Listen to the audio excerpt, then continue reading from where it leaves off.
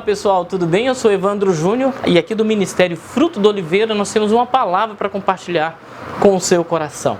Durante toda a semana a gente vai pesquisando, orando, buscando a Deus para que a cada momento que a gente vai compartilhar a palavra do Senhor, ela possa chegar, ela possa transformar o nosso momento, ela possa habitar no nosso coração e ela possa trazer as realidades do reino de Deus para a nossa história.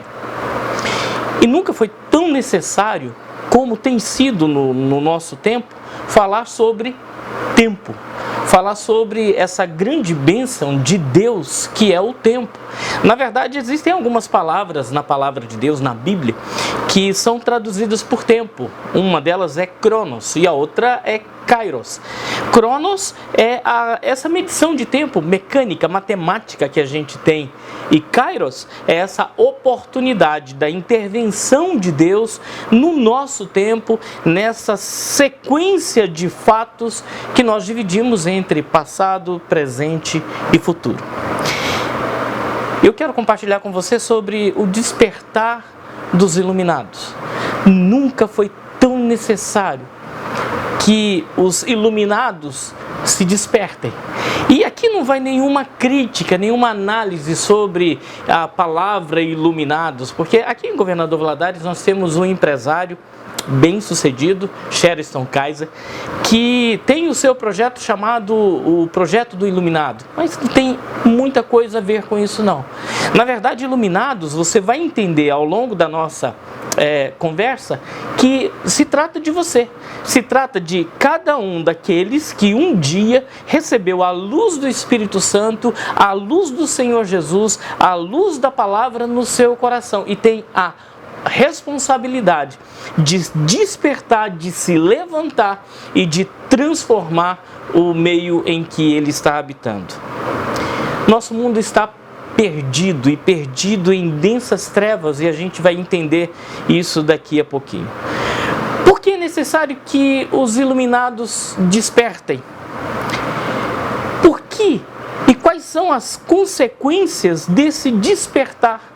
E mais, quais seriam as consequências se os iluminados, se aqueles que receberam a luz não despertassem ou permanecessem no sono profundo da sua negligência e da sua irresponsabilidade?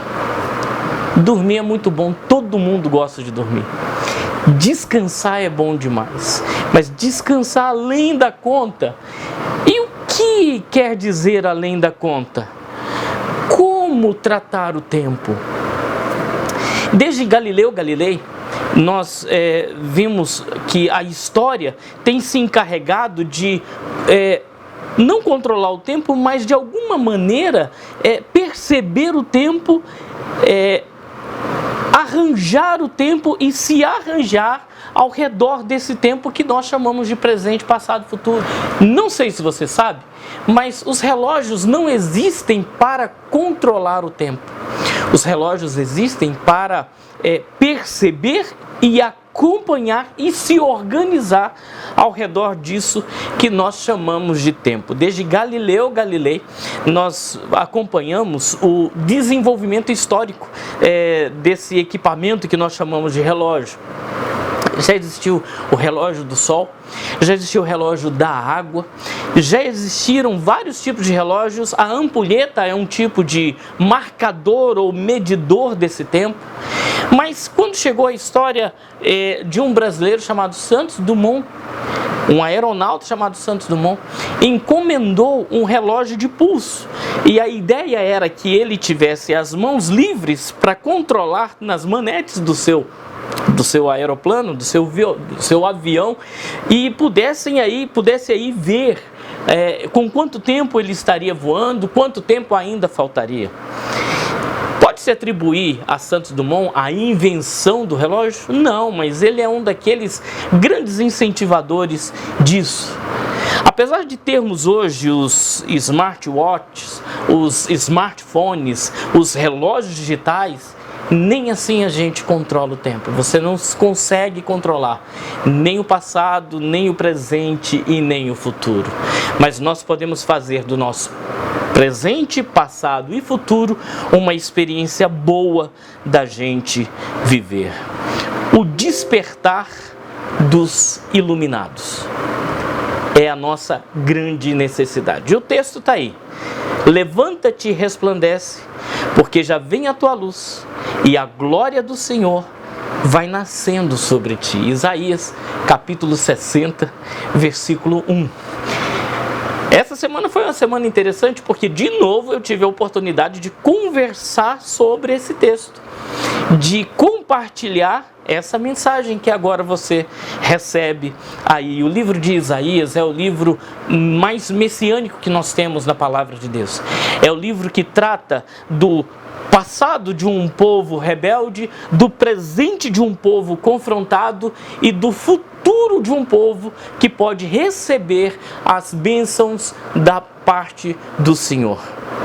Levanta-te e resplandece, porque já vem a tua luz e a glória do Senhor vem nascendo sobre ti. Para mim é um dos textos mais importantes da minha vida, porque foi através desse texto que eu tive o meu chamado para o ministério. Eu tinha aproximadamente 14 anos de idade quando, recebendo algumas situações e percebendo alguns eventos que estavam acontecendo na igreja e algumas viagens missionárias que eu pude fazer, algumas incursões missionárias que eu tive que fazer, eu fui confrontado com esse texto. E o texto dizia: levanta-te e resplandece, porque já vem a tua luz e a glória do Senhor vem nascendo sobre ti. A mensagem que eu recebi de Deus foi a seguinte: eu não quero você simplesmente alguém que vai para a igreja como os outros, que se levanta porque os outros se levantam, que se assenta porque os outros se assentam, porque canta porque os outros cantam. Não é isso que eu espero de você. Eu espero de você muito mais. E foi justamente o que eu percebi de Deus na minha vida. Que Ele não queria que eu fosse como todos os outros eram, como todos os outros faziam. Eu fui chamado para fazer diferença aos 14 anos de idade. E eu percebi que isso era uma responsabilidade enorme. Ao mesmo tempo que eu comecei a entender que era uma honra enorme também da parte de Deus para a minha vida, ter que me levantar no meio da minha geração. E foi nessa situação, para honra e glória do Senhor Jesus, que eu pude, por exemplo, plantar a igreja presbiteriana em Nova Almeida, que hoje é uma igreja formada. Mas começou com a gente lá, todos os domingos, atravessando de Coqueiral, atravessando o canal de Santa Cruz, pegando ônibus e indo para Nova Almeida, para ali poder fincar as bases de uma igreja que hoje é, graças a Deus, uma igreja forte e sólida. Depois disso, pude ter a honra de viajar na América do Sul, Paraguai, Peru, Bolívia e até chegar na Argentina, onde passei por algum tempo, formado pelo Seminário Presbiteriano e tendo iniciado o meu mestrado no Mackenzie. Mas tudo isso começou quando?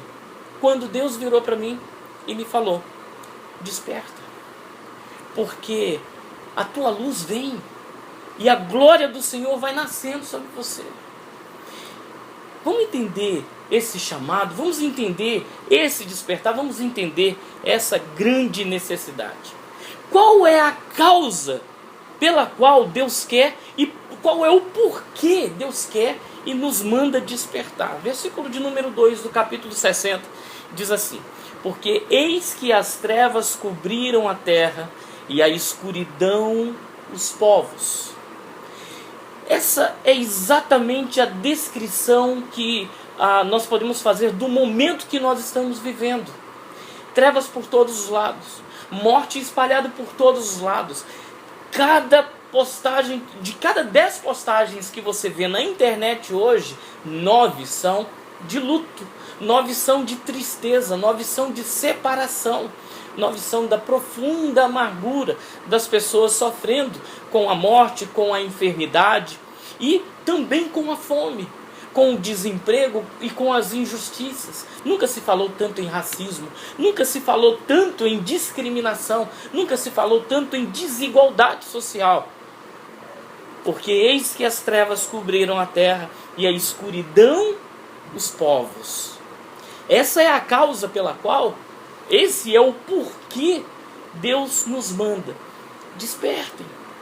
O despertar dos iluminados é extremamente importante. E quando eu falo iluminados, eu não estou falando de pessoas mais importantes do que as outras, mais especiais do que as outras. Pelo contrário, eu estou falando de gente alcançado pela graça, um favor que a gente não merece, mas alcançado pela luz do Senhor na minha vida e na sua vida. Quais são as várias consequências quando a gente se desperta, quando a gente se levanta e quando a gente recebe e atende esse chamado? Dos versículos 2 em diante, nós vamos entender que algumas consequências são provisão e prosperidade, reconhecimento e honra, resposta da presença de Deus, autoridade espiritual, tempo de restituição, restauração da paz e da justiça, plena experiência do reino de Deus. É justamente tudo isso que a gente precisa. E tudo isso vai acontecer quando o povo iluminado, o povo que recebeu a luz do Senhor Jesus, se levantar e despertar em o nome do Senhor Jesus. Mas junto com as consequências, nós temos também as muitas promessas de Deus para a nossa vida. E as promessas também estão aí nesse conjunto de texto, do versículo 2 em diante. Promessas como: Deus será glorificado, o servo de Deus será reconhecido, a obra de Deus será exaltada, todos ao redor serão abençoados, o direito será resguardado, a história será transformada, a família será restaurada, a alegria será renovada, a experiência da paz será uma realidade e a vitória sobre a morte virá como a experiência de todo aquele que busca. Não sei se você está entendendo, mas é extremamente importante que os iluminados despertem. Que aqueles que receberam a graça do Senhor Jesus, aqueles que tiveram contato com o poder de Deus, aqueles que foram iluminados pela luz do Senhor Jesus, se levantem e despertem. Justamente porque é uma ordem. A Bíblia diz, levanta, no versículo 4, levanta em redor os teus olhos e vê. Todos esses já se ajuntaram e vêm a ti. Teus filhos virão de longe e tuas filhas serão criadas ao teu lado. Por isso, versículo de número 14 de Efésios 5, por isso diz, desperta, ó tu que dormes, levanta-te de entre os mortos e Cristo te esclarecerá ou te iluminará. Eu quero te fazer uma pergunta, o que você está esperando para se levantar? Os templos podem estar com as portas fechadas. As igrejas podem ter restrição de vida circulando nos seus lugares de culto. Mas a igreja verdadeira não tem portas. A igreja verdadeira não reconhece limites. A igreja verdadeira é você, sou eu, somos nós. E onde você estiver, você pode se levantar, você pode brilhar a luz de Cristo que está em você. Aliás, você não pode, você deve. Porque justamente quando Jesus Cristo fala sobre o luzeiro, ele fala, ninguém acende uma luz e coloca debaixo da cama. Pelo contrário, coloca num lugar de destaque para que todos vejam, não sofram nenhum tipo de dano, não corram risco dentro de casa. E tenham as suas relações privilegiadas e abençoadas pela claridade e pela luz. Deus não te salvou para você ficar quieto. Deus não te resgatou das trevas para você continuar vivendo em trevas. Deus não te tirou do lamaçal do pecado para você continuar quietinho, sem falar com as pessoas o perigo que é morrer sem Cristo, viver sem Deus e existir sem o Espírito Santo. Por isso, a Bíblia diz assim, desperta, ó tu que dormes, levanta-te de entre os mortos e Cristo te iluminará. Sabe o que significa isso? Primeiro que Deus sabe exatamente como nós estamos. Eu não tenho necessidade nenhuma de vir aqui e e de te dizer que você está dormindo, de te dizer que você está em situação de letargia, de sonolência. Eu não tenho necessidade nenhuma de fazer isso, porque Deus, mais do que eu e mais do que quaisquer um de nós, conhece a nossa situação e conhece a nossa realidade. Deus sabe como nós estamos. Nós podemos usar uma maquiagem diferente, podemos usar uma roupinha diferente, podemos falar de maneira que nós consigamos enganar as outras pessoas, mas Deus sabe exatamente o ronco terrível da nossa morte, do nosso sono, da nossa letargia, da nossa preguiça espiritual. Para quantas pessoas você compartilhou do Evangelho durante toda essa semana? Com quantas pessoas você falou do amor de Deus durante toda essa semana? Ah, pastor, mas as igrejas, os templos estão fechados, mas você tem as suas redes sociais, você tem as suas plataformas digitais, você tem contato com pessoas, você passa muito mais tempo virtualmente do que presencialmente com as pessoas. E aí, virtualmente, você está com pessoas com as quais você trabalha, com as quais você estuda e com as quais você se diverte. E para quantas delas você compartilhou do Evangelho? Para quantas delas você brilhou a luz que está em você? Você não vai receber mais luz, você já recebeu a luz. E ao receber essa luz, nós temos a necessidade e a ordem de nos despertar e brilhar. Desperta, ele diz, ó tu que dormes. Mas ele não sabe só que a gente está dormindo, ele sabe onde nós estamos dormindo. O que está provocando o sono? Ele fala assim, levanta-te de entre os mortos. Sabe? Os pensamentos de inferioridade, os pensamentos de depressão, os pensamentos de preguiça, os pensamentos maus em relação a outras pessoas, os prejuízos, os preconceitos, as situações que a gente não combina com a palavra do Senhor. Há uma ordem de Deus para mim e para você, para levantar e despertar.